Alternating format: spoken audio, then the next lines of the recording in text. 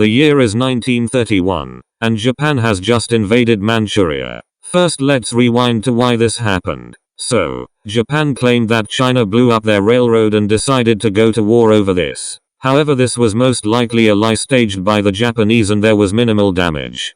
After this happens, the emperor's brother somehow becomes governor of Manchuria. Next up, Italy invades Ethiopia. The thing is, both Italy and Ethiopia are a part of the League of Nations and sanctions are put on Italy. So as a response, Italy leaves the League of Nations and becomes allies with Germany. The League of Nations criticizes Japan for their actions and will not recognize any territory gained by force. The US doesn't really do much except say not to give oil to Italy if you don't want, but you can, and the emperor of Ethiopia is kind of salty at everyone and is like, it is us today, but it'll be you tomorrow. Next up, Germany enters the Rhineland. They say to everyone else, mind your own business and be nice to us because we got banged up by the Treaty of Versailles. The League does nothing. The French also don't do anything because they think 300,000 Germans are in the Rhineland when it's actually only 3,000. Britain also thinks Germany should get what they want because they feel bad. And the US does nothing. Then Hitler talks about living space in his book, Mein Kampf. Then Germany annexes Austria and Austria is chill about it. Mexico thinks this is kind of shady business, but the League of Nations wants Mexico to keep quiet. At this point, Germany has control of the Rhineland and northern Czechoslovakia and the League does nothing again. Chamberlain was even a pretty big fan of Hitler and Mussolini. Then Germany threatens to invade the rest of Czechoslovakia and Britain and France are like, fine, but this is the last one.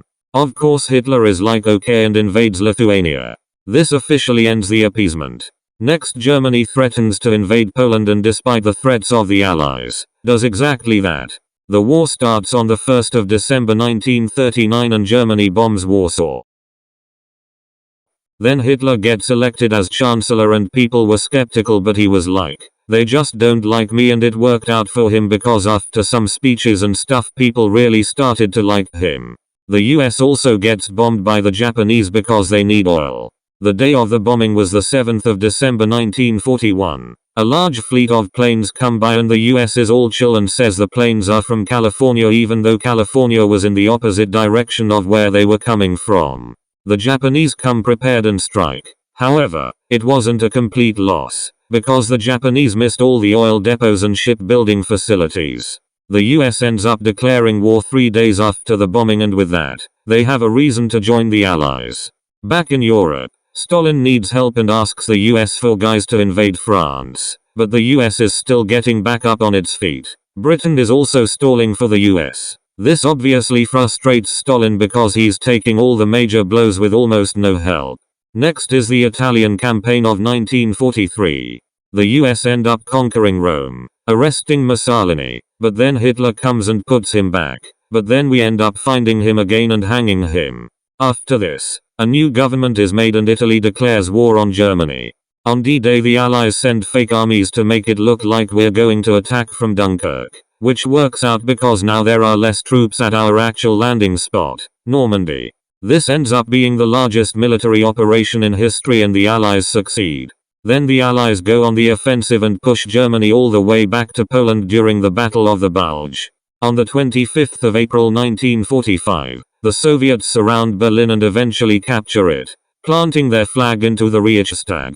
Back to the Pacific Theater where the US has to try and take back many of the islands Japan took over. MacArthur comes up with a strategy where once they take over an island, they build airstrips there to send our planes off to the next island, and once it's taken over, the cycle repeats.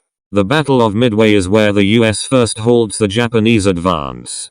Battle of Wake is where the Japanese were running out of planes, so they'd ram the kamikaze into US boats.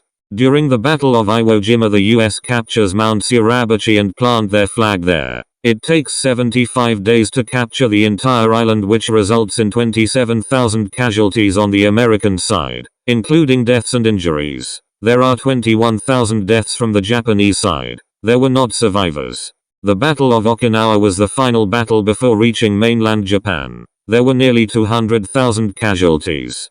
The atomic bombs caused 70,000 deaths on impact at Hiroshima and 80,000 at Nagasaki, and another 100,000 later due to radiation sickness and burns. Many question if the atomic bombs were necessary. When asked, Truman said that under the same circumstances, he'd do it again. After 6 long years, Japan surrenders on the 4th of September 1945.